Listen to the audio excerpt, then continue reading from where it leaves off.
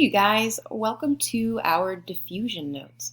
And if you notice, we have a picture of hot buttery popcorn on our slide here. And so what I want you to think about is if you're sitting next to somebody that is eating hot buttery popcorn, you can smell that popcorn. And I want you to think about why. Why is it that you can smell that popcorn? And if you are sitting maybe not 2 seats away from them, but if you're sitting 10 seats away from them, are you going to be able to smell that popcorn before the people that are sitting 2 seats away from them or after? You're going to smell it after because it takes a little while for that scent of hot buttery popcorn to travel.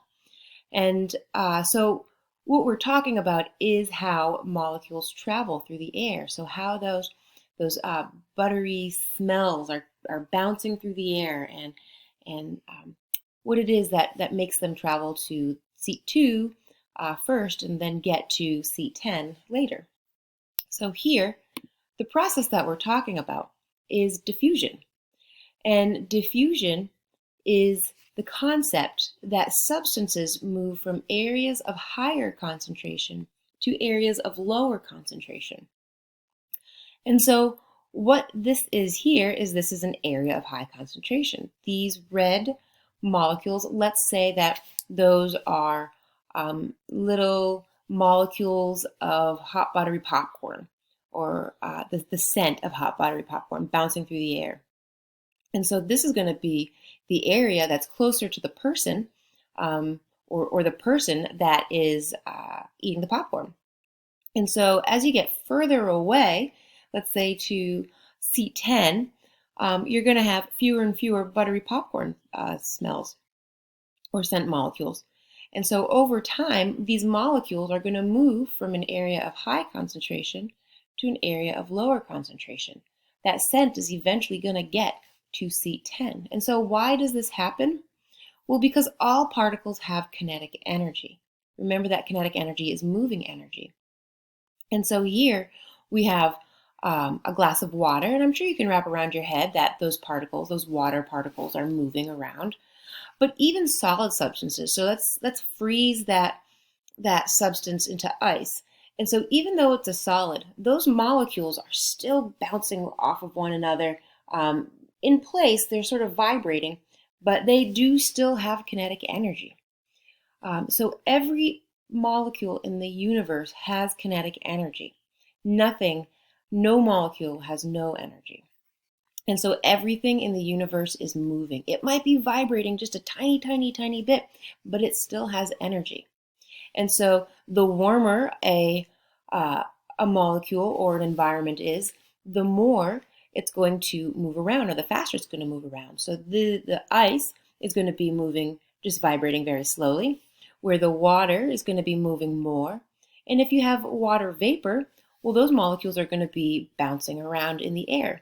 So let's look at that. I have some water molecules here. Let's call this, let's call this water vapor. Let's put some blue molecules in here too.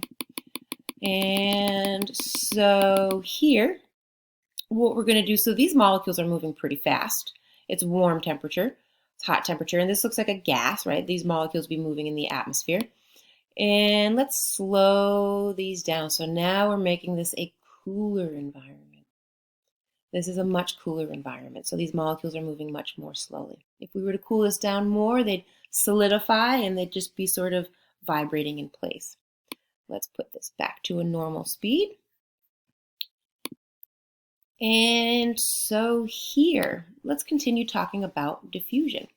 So molecules move down what we call a concentration gradient. And the concentration gradient is the direction that most of the molecules are moving.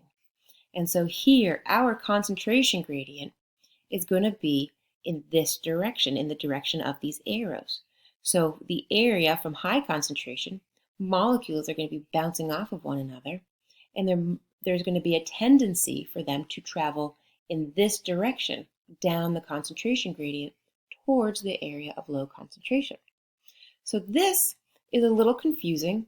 So let's go back to our PhET simulation. So here we have Let's make them move a little bit faster. And let's put some gated channels in here.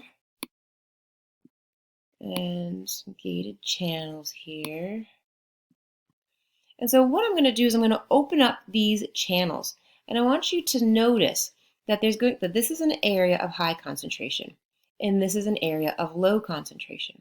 And these molecules are bouncing off of one another because that's what they do. They have kinetic energy. And when I open this, there's going to be a net movement of molecules from your area of high concentration to the area of low concentration. So let's open these up. You can see that molecules are tending to move from an area of high concentration. Let's add some more in here. Let's just make it interesting.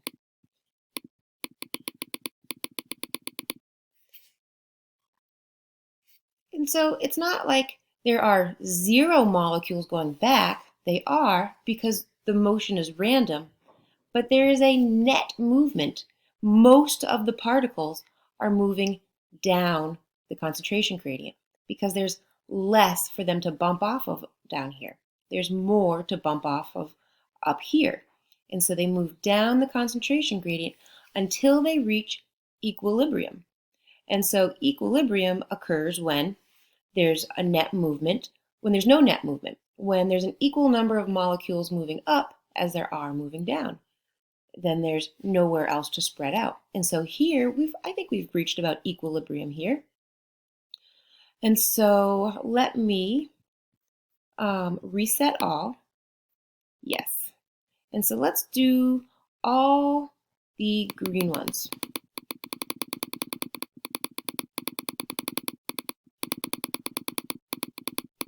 And I wanted to show you one more time. Here, let's do a leakage gate. So notice that we have an area of high concentration and an area of low concentration. And so there's a net movement of molecules moving down into the area of low concentration. All of the movement is random. There's just more molecules bouncing off of one another up here. Do some molecules move up? Yes, but most of them are moving down because there's just less to bump into down here. Okay, let me bring back our notes. And so diffusion is an important process as we're learning about membranes because this is how molecules move through our body, oftentimes. And so let's look at one example of how molecules are moving through our body. When we breathe, a lot of breathing is due to diffusion. And so when we breathe, the air that has oxygen in it, so remember that oxygen is about 16 to 18% of the composition of air. And so we breathe in the air, it goes into our mouth, and it goes down the trachea and into the bronchi. And we keep branching out into the bronchioles here. And then it goes into these little sacs called alveoli. These are the alveoli. So right here you can see these are the bronchioles, and these little sacs here are the alveoli. This is where gas exchange happens. Notice that we have blood vessels, we have arteries and veins going to these alveoli as well. What happens here is that the oxygen in the alveolus, so here is the alveolus, that's a single alveoli, so here's the oxygen, it's going to be in the alveolus. And so we'll have lots of oxygen here. And what happens is that this is going to be an area of high concentration. And these red blood cells, or the blood, is going to be an area of low concentration. And so the oxygen is going to pass through our cell membrane. So it's going to be a cell membrane between the alveolus and the blood cells. And so the oxygen is going to move down a concentration gradient from an area of high concentration to an area of low concentration, and it's going to attach to those red blood cells.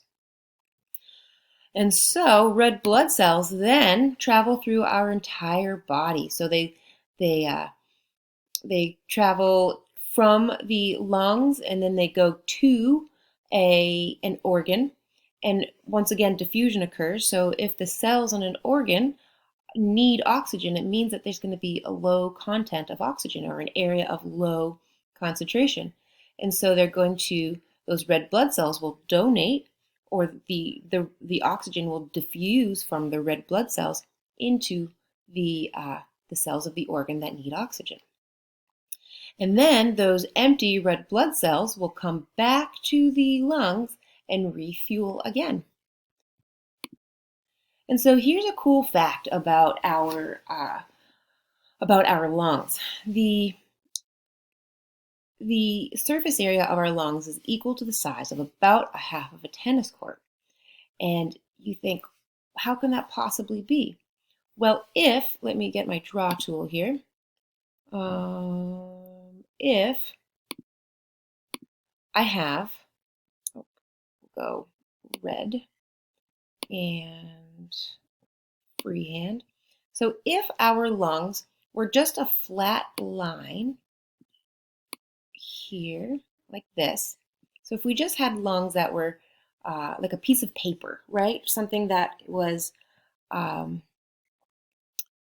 flat, then we would have less surface area.